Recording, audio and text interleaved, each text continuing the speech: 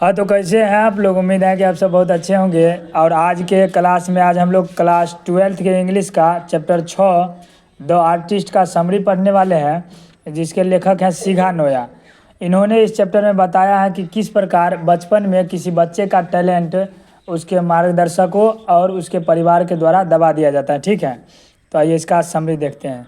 कह रहा the artist is a short story written by Shiga Naoya, यानी कि आर्टिस्ट जो है वो एक प्रकार का छोटी कहानी है जो किनके द्वारा लिखा गया है, तो सिघा नोया के द्वारा लिखा गया है। ठीक है, इन दिस स्टोरी, इस कहानी में he has focused that how is the talent of a youngster spoiled. यानी कहने का मतलब ये हो गया कि इस कहानी में ही हैज़ फोकस्ड, इन्होंने केंद्रित किया है दैट क्या कि how is the talent of a youngster, यानी कि किस प्रकार से एक छोटे बच्चे का जो टैलेंट होता है उसको क्या किया जाता है, स्पॉइल यानी बर्बाद किया जाता है। ठीक है, उसके बाद आइए सेबी। सेबी एक लड़का का नाम है। ठीक है, कह रहा है SEBI is a 12 years old Japanese boy. SEBI एक प्रकार का लड़का का नाम है जो 12 वर्ष का है। ठीक है, वो जापान का एक लड़का है। जापान में इसी तरह का नाम होता है, सेबोय है। तो Seibei is a 12 years old Japanese boy, यानी सेबोय जो है 12 वर्ष का एक जापान का लड़का है। Who lives in a harbour town, जो कहाँ पर रहता है, जो एक बंदरगाह वाले शहरों में रहता है। बंदरगाह मतलब समझे होंगे, जैसे जहाँ पर समुद्री तट उट रहता है उसको बंदरगाह बोलते हैं। तो उसके बगल में जो शहर है उसी शहर में ये रहता है। ठीक है, करा he reads in A primary school, वो किस स्कूल में पढ़ता है, तो अभी वो प्राथमिक विद्यालय में अध्ययन करता है, पढ़ता है। He is fond of collecting gourds, और उस बच्चे को कद्दू इकट्ठा करने का क्या रहता है, शौक रहता है, यानी कि वो क्या होता है, कद्दू इकट्ठा करने का शौकीन रहता है ज़्यादा। फॉन्ड ऑफ कलेक्टिंग गोड्स, कद्दू इकट्ठा करने का शौकीन रहता है। करा ही experiences new techniques on gourds every day, वह जो है वो लड़का सेबोय, ही एक्सपीरियंसेज वो प्रयोग करते रहता है नया नया क्या तकनीक प्रत्येक दिन कद्दू पर, यानी कि वो कद्दू पर प्रत्येक दिन नया नया तकनीक प्रयोग करते रहता है। ठीक है, वन डे एक दिन, he buys a special gourds in 10 sen, एक दिन क्या होता है वो लड़का एक बहुत ही खास प्रकार का कद्दू खरीदता है 10 सेन में। सेन जो है ना जापान के मुद्रा का नाम है। ठीक है, तो वो 10 सेन में एक बहुत ही खास किस्म का कद्दू खरीदता है। And he is so closely connected to it, और वो उस कद्दू से बहुत ही ज़्यादा क्या होता है, गहरा रूप से कनेक्ट हो जाता है। मतलब ज़्यादा उसको जो ज़्यादा पसंद रहता है, देखते होंगे वो वही चीज़ करता है, तो वो भी उस चीज़ से ज़्यादा कनेक्ट हो जाता है।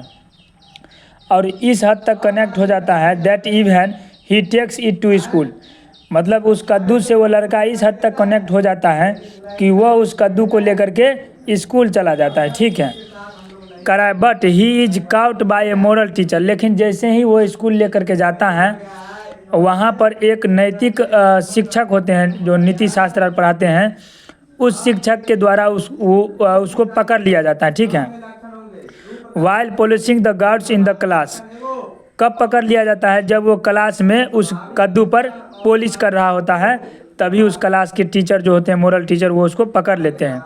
He is scolded and the gourd is given to the porter, वो क्या हो जाता है, स्कोल्डेड मतलब छीन लेना, यानी कि वो जो कद्दू है वो टीचर जो मोरल टीचर होता है नैतिक शिक्षक उससे छीन लेता है। And the gourd is given to the porter, और जो कद्दू होता है वो किसको दे देता है, वो टीचर जो होते हैं शिक्षक वो किसको दे देते हैं, तो पोर्टर मतलब होता है गेट कीपर। देखते होंगे प्राइवेट स्कूल में गेट कीपर रहता है।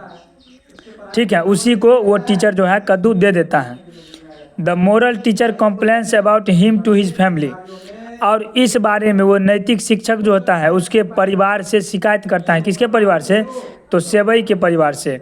एंड एज ए रिजल्ट, और जब शिकायत करता है उसके परिणाम स्वरूप क्या होता है, his father beats him and smashes his collection of gourds, तब उसके पापा क्या करते हैं, उसको बहुत ज़्यादा पीटते हैं। And smashes his collection of gourds, और वो लड़का जितना भी कद्दू इकट्ठा किए रहता है उस कद्दू को क्या करते हैं, तोड़ देते हैं।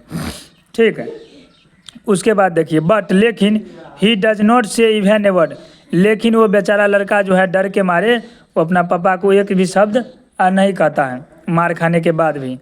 एट द अदर हैंड, और दूसरी तरफ that special God is finally sold in 600 येन। और अंत में फाइनल में क्या होता है, अंत में वो जो स्पेशल गॉड यानी कि वो जो खास किस्म का कद्दू 10 येन में खरीदा था, वो उस पर जो वो सेवई जो है वो पॉलिश उलिश करके जब उसको उस पोटर जो लेता है और वो पोटर जो बेचता है उस कद्दू को, तो अंत में 600 येन में वो कद्दू बिकता है। तो आप समझ सकते हैं कि 10 येन में कद्दू खरीदा और 600 येन यानी उस पर जो कलाकारी किया वो सेवई, उसकी वजह से वो कद्दू कितना में बिक गया, 600 येन में। तो कहीं ना कहीं कला उसके पास बहुत ज़्यादा था। उसके बाद देखिए finally it's an awesome presentation of Shiga Noah. अंत में यही कहेंगे कि इट्स एन ऑसम प्रेजेंटेशन, यह एक बहुत ही शानदार प्रस्तुति है ऑफ शिगा नोया का यह शानदार प्रस्तुति है।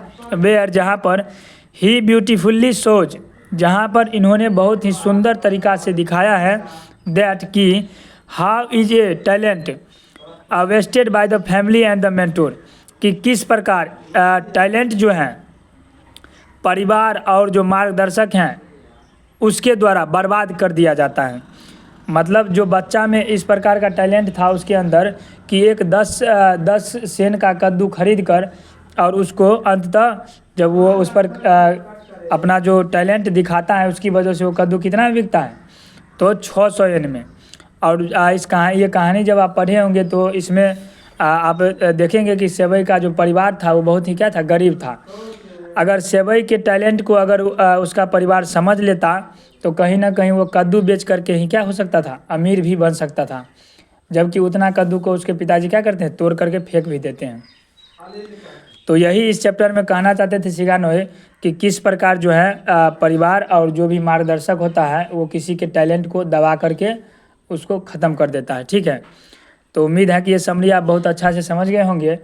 और इसके बाद जो है अब हम लोग नेक्स्ट चैप्टर में मिलते हैं, नेक्स्ट चैप्टर नहीं, इसी का क्वेश्चन आंसर के साथ मिलते हैं, छठा के क्वेश्चन आंसर के साथ। तब तक आप हमारे चैनल पर नए हैं तो हमारे चैनल को लाइक और सब्सक्राइब ज़रूर करिए, क्योंकि एक वीडियो बनाने में बहुत ज़्यादा मेहनत लगता है। ठीक है, धन्यवाद, खुश रहिए, पढ़ते रहिए।